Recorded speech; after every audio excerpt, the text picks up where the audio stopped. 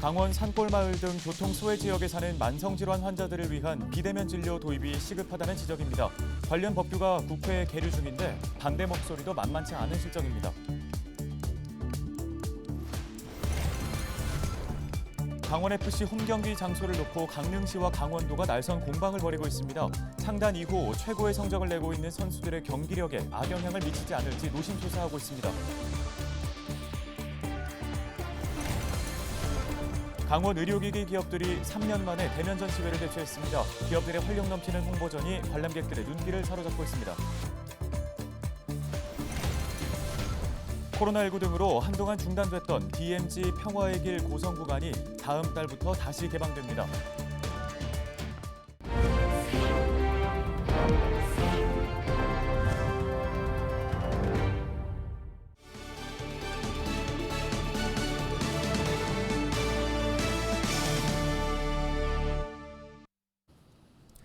시청자 여러분 안녕하십니까? 헬로티비 뉴스 시작합니다. 각 지자체에서는 시골 등 교통 소외 지역에 사는 환자들을 위해서 다양한 방문 건강관리 프로그램을 운영하고 있습니다. 특히 어르신들의 만족도가 높다고 하는데요. 하지만 대면 진료가 원칙인 의료법 특성상 진료 행위는 엄격하게 제한되고 있습니다. 최근에 만성 질환자를 중심으로 비대면 진료 도입 논의가 활발합니다. 관련 소식 전소영 기자가 전해드립니다. 하반신마비 환자인 오진호 씨, 거동이 불편한 오 씨는 한 달에 한 번 집으로 찾아오는 방문 건강관리 프로그램이 늘 기다려집니다. 혈압과 당 수치 확인부터 간단한 운동법까지 알 수 있어 큰 힘이 되고 있습니다. 운동기구 저한테는 큰 걸 못하니까 이렇게 작은 걸로 이렇게 하라고 추천도 해주시고 하셔가지고 도움이 많이 됩니다. 코로나19 상황이 나아지면서 각 지역 의료원이나 보건소에 방문 건강관리 프로그램도 활기를 띠고 있습니다. 몸이 불편하거나 당뇨나 고혈압 등 만성질환자, 의료기기 사용이 익숙지 않은 어르신들까지 서비스를 이용하는 사람도 다양합니다. 하지만 방문 건강관리 서비스는 의사의 진료나 처방은 받을 수 없어 소외 지역에 거주하는 어르신들은 늘 아쉬움이 많습니다. 한 달에 한 번씩 가서 혈압 재고 약 타고 있는데 꼭 가야 돼요. 그게 병원 처방약이 없으면 약을 안 줘. 혈압약 먹고 청신약 먹고 관절약 먹고 여기서 버스 타고 나가서 또 버스로 터미널까지 춘천 버스로 가는 거예요.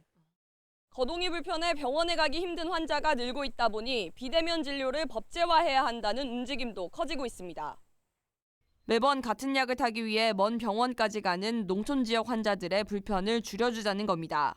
지난해에는 비대면 진료를 제도화하자는 내용의 의료법 개정안도 발의됐습니다. 초지는 대면을 하지만 그 이후부터는 만성질환에 한해서 1차 의료기관 중심으로 자기 지역을 중심으로 비대면 진료를 허용하게 된다면 우리 국민들의 보건의료 서비스가 크게 향상될 것이라고 생각합니다. 하지만 의료계의 입장은 다릅니다. 비대면 진료가 활성화될 경우 만성질환자는 오히려 합병증 관리를 소홀하게 할 수 있다며 반대 목소리를 내고 있습니다.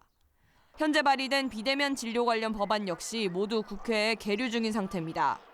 코로나19를 거치면서 비대면 진료에 대한 수요가 높아진 가운데 향후 소외 지역 주민들을 대상으로 관련 규제가 완화될 수 있을지 관심이 쏠립니다.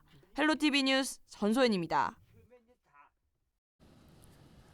강원 도민축구단 강원FC가 역대 최고 성적을 내면서 상위 라운드에 진출했는데 내년 홈경기 계획 때문에 논란을 겪고 있다고 합니다.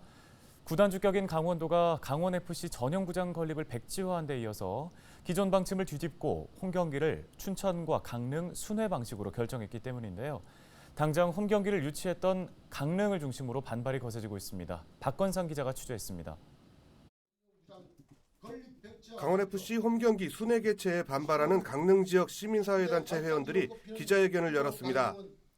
이들은 강원도가 스스로 내건 홈경기 공모 제한 조건을 지키지 않은 불공정한 결정이라며 홈경기 분산 개최안 철회를 촉구했습니다. 강릉시 체육회를 비롯한 강릉 시민사회단체는 강원도 FC의 유치 공모 제안을 아무런 근거 없이 무시하고 스스로 공정성을 훼손한 강원도 경제부지사의 일방적인 홈경기 순환 개최 계획 발표를 절대로 납득할 수 없는 입장임을 분명히 밝힙니다. 문제는 강원 도민축구단인 강원FC가 내년부터 2025년까지 3년간 홈경기를 공모 제한 방식으로 유치 제한한 것에서 시작됐습니다. 춘천시와 강릉시의 홈경기 유치를 제안했는데 경기당 8천만 원의 후원금을 내는 조건이었습니다.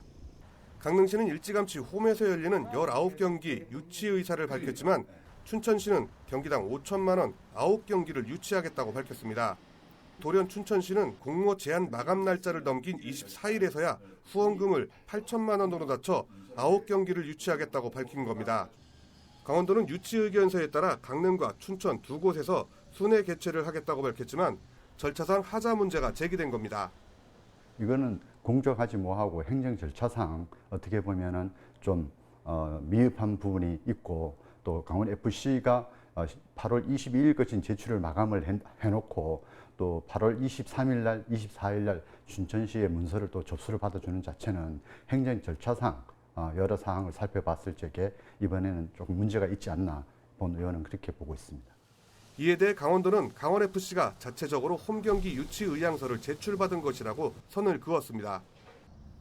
제가 알기로는 강원 FC에서 FC 차원에서 참고하려고 이제 이렇게 했던 건데 주체가 강원도가 아니고 이제 강원 FC 차원에서 진행이 됐던 거거든요. 근데 그거를 이제 물론 뭐 받는 입장에서는 FC에서 오니까 도의 입장, 도의 그 행위라고 이제 느끼겠지만 이건 어쨌든 FC 차원에서 자기들이. 강릉 지역 사회는 강원도가 스포츠를 정치적으로 이용하고 있다며 반발하고 있습니다. 창단 이후 최고 성적을 내고 있는 강원FC의 상승세가 이번 홈경기 지정 논란으로 지장을 받진 않을지 축구를 사랑하는 강원 도민들은 노심초사하고 있습니다. 헬로티비 뉴스 박건상입니다. 네, 최고의 기량을 보여주고 있는 선수들에게 이번 논란이 경기력에 영향을 미치지 않았으면 하는 바람이 도민들의 마음이 아닐까 하는 생각이 듭니다. 다음 소식입니다. 한동안 중단됐던 DMZ 평화의 길 고성 구간이 다음 달 7일부터 다시 개방됩니다. DMZ 최초로 일반에게 개방했던 고성 구간은 지난 2019년 12,000여 명이 찾았습니다. 이번에 재개방하는 구간은 2개의 코스로 통일전망대에서 금강통문, 금강산 전망대를 거치는 코스와 통일전망대에서 금강산 전망대를 거치는 코스로 운영됩니다. 원주시가 22일부터 이틀간 불온면 실종자 수색 현장에 육군 헬기 2대를 투입합니다. 헬기 투입은 원주시가 군사작전상 경계 지역이라서 한강하구와 남한강 전 지역에서의 수색 활동이 어렵게 되자 육군본부에 항공수색을 요청한 데 따른 겁니다. 원주시는 지난달 9일 폭우로 불온면 섬강 인근에서 노부부가 실종된 이후 하루도 빠짐없이 수색에 총력을 다하고 있다며 이번 헬기 투입으로 실종자를 발견할 수 있기를 소망한다고 밝혔습니다.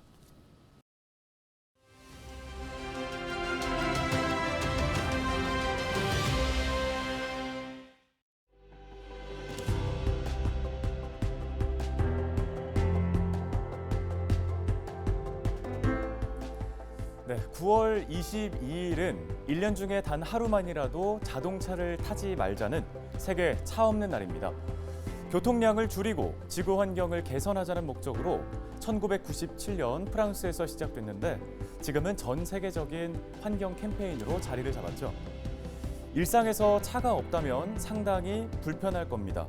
출근을 할 때에도 차를 타야 하고 또 볼 일이 있어서 외출을 할 때에도 차가 필요하기 때문인데요. 물론 누군가는 대중교통을 이용하기도 하겠죠. 이 세계 차 없는 날은 대중교통이나 생계형 차량이 아닌 자가용 운전자들이 환경을 생각해 자발적으로 운행을 자제하자는 겁니다. 차량 10부제나 5부제도 시행되고 있고 버스 전용 차로를 만들어서 자가용보다 대중교통을 더 이용하게끔 하는 정책들도 시행되고 있는데요. 이런 노력들이 지구를 살리고 환경을 지키기 위한 다양한 방법 중 일부일 겁니다. 날씨가 상당히 좋습니다. 혹시나 외출하실 일 있으시다면 차는 잠시 집에 두시고 조금 일찍 나가서 주변 풍경 즐기면서 걸어보시는 건 어떨까요? 데일리 브리핑이었습니다.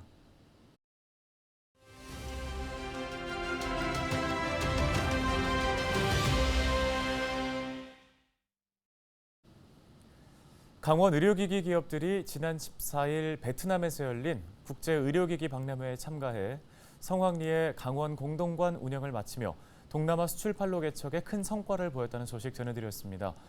이번엔 그동안 코로나19로 제대로 열리지 못했던 강원 의료기기 전시회가 3년 만에 대면 방식으로 개막했습니다.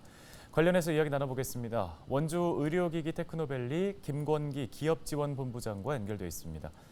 자, 본부장님, 먼저 이번 전시회가 3년 만에 대면 방식으로 개막했는데 기업들의 기대가 클 것 같습니다. 어떻게 진행됩니까?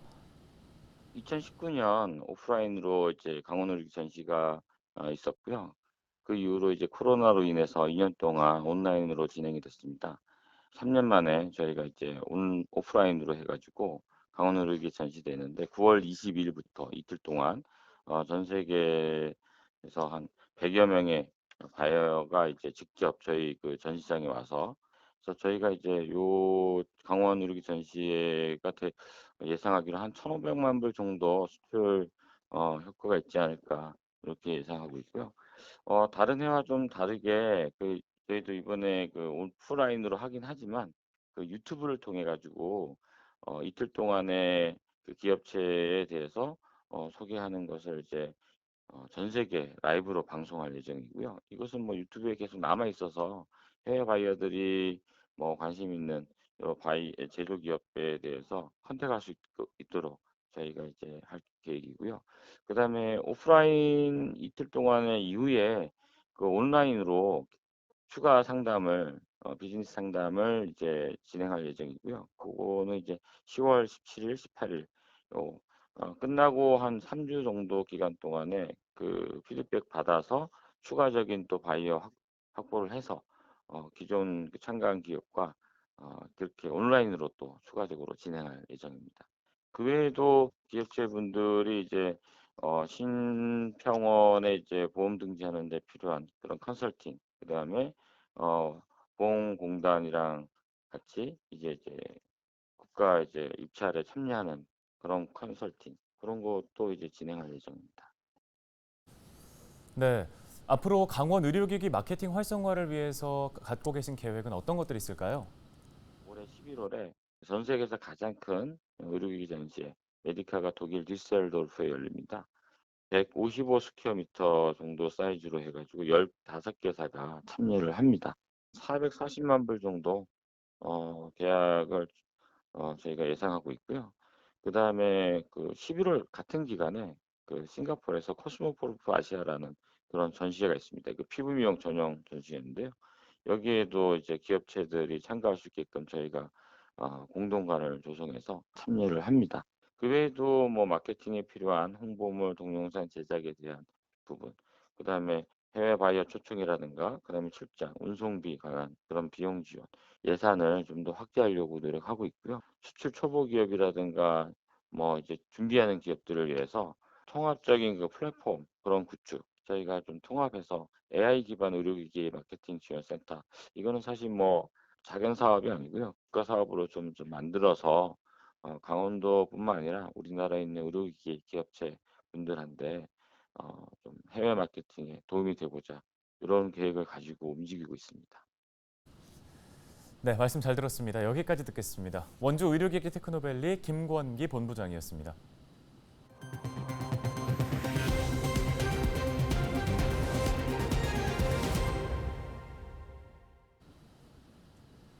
(22일) 원주시가 발주한 행정센터 건립공사 현장에서 작업 중이던 50대 남성 1명이 건물 2층 높이에서 추락했습니다. 민주노총 건설산업연맹 전국건설노동조합 강원지역본부 강원건설지부는 이날 오전 9시 30분쯤 원주시 태장 1동 행정문화복합센터 건립 현장에서 2층 높이의 간이 난간을 딛고 거푸집 작업에 나섰던 작업자 56살 김모 씨가 발을 헛디뎌 추락해 숨졌다고 밝혔습니다. 노조는 작업자 추락 시 1차 보호 역할을 할 안전망과 방호 선반이 없어 사망사고로 이어졌다며 건설사와 발주처인 원주시를 상대로 정확한 진상조사와 재발 방지 대책을 촉구하고 있다고 덧붙였습니다. 네, 오늘 저희 헬로티비 뉴스가 준비한 소식은 여기까지입니다. 함께해 주신 여러분 고맙습니다.